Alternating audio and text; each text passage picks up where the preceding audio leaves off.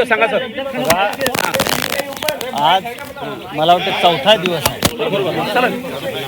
सलग कपिल सिब्बल हे चौथ्या दिवशी आमचा युक्तिवाद करतायत पक्ष आणि चिन्हासंदर्भात.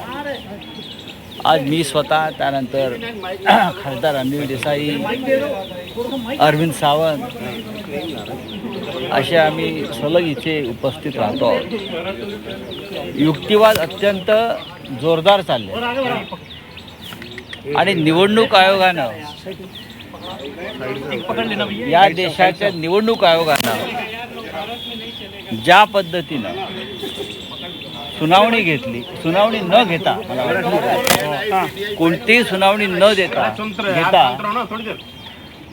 एका फुटीर गटाला पक्ष आणि चिन्ह म्हणून मान्यता दिली, ते किती बेकायदेशीर आहे. पक्ष संघटना फुटलेली नाही. विधिमंडळ पक्षातली फूट म्हणजे पक्षातली फूट नाही, ह्याच्यावरच आज युक्तिवादाचा जोर होता. न्यायमूर्तीने काही प्रश्न विचारले, काही त्यांच्या मनामध्ये काही भूमिका होत्या त्या त्यांनी व्यक्त केल्या आणि त्याला कपिल सिब्बल यांनी शिवसेनेची, माननीय उद्धव ठाकरे साहेब ज्या पक्षाचे प्रमुख आहेत त्या शिवसेनेची भूमिका स्पष्ट केली. मुळात आमचा युक्तिवाद असा आहे की ज्या तारखेला पक्षामध्ये म्हणजे लेजिस्लेटिव्ह पार्टीमध्ये फूट पडली तो दिवस अत्यंत महत्त्वाचा आहे. त्या दिवशी पक्षामध्ये फूट नव्हती. फूट फक्त विधिमंडळ पक्षामध्ये होती आणि तेवढीच फूट मान्य केली पाहिजे. पक्ष तेव्हाही मजबूत होता. पुढे काय झालं, नंतर काय झालं, त्यापेक्षा जून 21, 2022ला जी घटना घडली त्याच्या पुरतं चिन्ह आणि पक्ष याचा निकाल हा असायला पाहिजे. कपिल सिब्बलांकडनं स्ट्रक्चर जे सांगितलं गेलं, जे पक्षाच्या कोर्टानं समाधान मानल्याचं बघायला मिळालं. पक्षाचं स्ट्रक्चर हे डेमोक्रॅटिक पद्धतीनंच उभं केलेलं आहे. पक्षप्रमुख उद्धव ठाकरे आहेत, त्याच्यानंतर खाली 13 नेते आहेत, 32-33 उपनेते आहेत, राज्य संघटक आहेत, सचिव आहेत. हे पक्षाचं स्ट्रक्चर डेमोक्रॅटिक पद्धतीनं उभं केल्यावरती त्याची माहिती आम्ही घटनेनुसार आणि मार्गदर्शक तत्वानुसार निवडणूक आयोगाच्या निवडणूक आयोगाला कळवलेलं आहे आणि निवडणूक आणि ज्या फॉर्मॅटमध्ये त्यांनी मागितली त्या फॉर्मॅटमध्ये आम्ही त्यांना दिली आणि त्या आमच्या कागदावरती निवडणूक आयोगाचा सही शिक्का आहे. आयोगाचा अधिकारच होत नाही की पक्षाचं चिन्ह आणि पक्ष जो आहे तो बरोबर आहे. तोच पावतीचा मुद्दा सिब्बलांनी उपस्थित केला. तोच महत्त्वाचा मुद्दा आहे. निवडणूक आयोगाला तो अधिकार नाही. अधिकाराच्या बाहेर जाऊन फुटीर गटाला अशा प्रकारे मान्यता देणं, मूळ पक्ष देणं आणि चिन्ह देणं हे पूर्णपणे बेकायदेशीर आणि घटनाबाह्य आहे. सर, ॲफिडेव्हिटचा मुद्दा आला. ज्या पद्धतीनं तुमच्या पक्षाकडनं ॲफिडेव्हिट दिले त्याचा आकडा कपिल सिब्बलांनी सांगितला 19 लाख. हां, सिब्बलांकडनं समोरच्या बाजूचा हे आकडा सांग 4 लाख. हे कशासाठी मागितले होते असाही तेव्हा निवडणूक आयोगानं मागितलं होतं. पण त्याचा आधार तर निवडणूक आयोगाने घेतला नव्हता. त्यांनी तो आधार घ्यायला पाहिजे होता.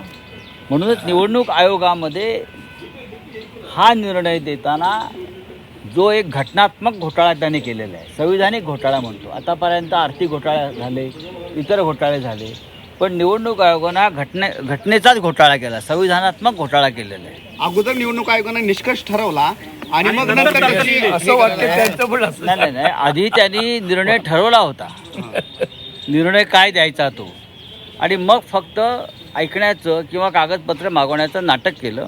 निवडणूक आयोगावर पूर्णपणे राजकीय दबाव होता. तो दबाव कोणाचा होता हे सगळ्यांना माहिती आहे. सर, पुढची सुनावणी कधी होणार आहे? उद्या. अदृश्य शक्तीचा दबाव होता का सर? समोरच्या वकिलांकडून सांगितलं गेलं की आम्ही नाही येत उद्याच्याला, पण सिब्बलांनी सांगितलं की हे कायदेशीर केस अत्यंत महत्त्वाची. पण आम्ही आहोत ना, आम्ही आमची बाजू मांडू ना. उद्या परत अदृश्य शक्तीचा दबाव होता का सर? अदृश्य शक्तीचा दबाव होता. अदृश्य शक्तीचा दबाव होता. नाही, अदृश्य शक्तीचा जरी दबाव असला तरी त्या अदृश्य शक्तीपेक्षा देशाचं संविधान मोठं आहे. देशाचं जे घटनापीठ आहे, ज्याच्यासमोर सुनावणी चालू आहे, ते घटनापीठ, संविधानपीठ महत्त्वाचं आहे. आमचा त्या घटनापीठावरती विश्वास आहे. बोलिये बोलिये.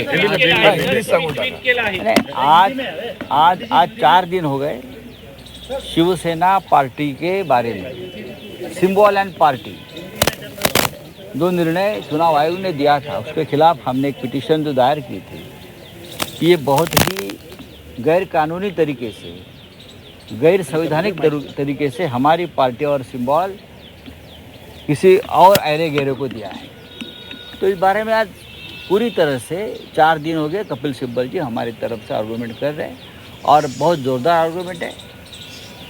जो संविधान पीठ है जिसके प्रमुख हमारे चीफ जस्टिस ऑफ इंडिया है, कुछ बातें और कुछ इन्फॉर्मेशन जो मांगी है हमसे वो हमारे वकील साहब ने दी है. सर, ज्या पद्धतीनं तुम्ही प्रतिक्रिया देताय तशी नरेश मस्किरची प्रतिक्रिया आली, तेव्हा जेव्हा आमचे वकील बोलतील तेव्हा तुमचे सगळे पुरावे दावे आम्ही खोडून काढू. ठीक आहे लहान मुलं आहेत असू दे. सकाळी तुम्ही जो आरोप आता जसं आपल्याला एक बाल नरेंद्र आहेत ना, ते काय त्याच्यापेक्षा छोटे नरेंद्र आलेले आहेत राजकारणामध्ये. सोडून द्या. सकाळी तुम्ही जो पत्राचा उल्लेख केला होता की अरे एकनाथ सोडून शिंदेच्या द्या. विरोधामध्ये अहो न्यायालयामध्ये कुठे विषय आहे? ट्विट केलेला आहे.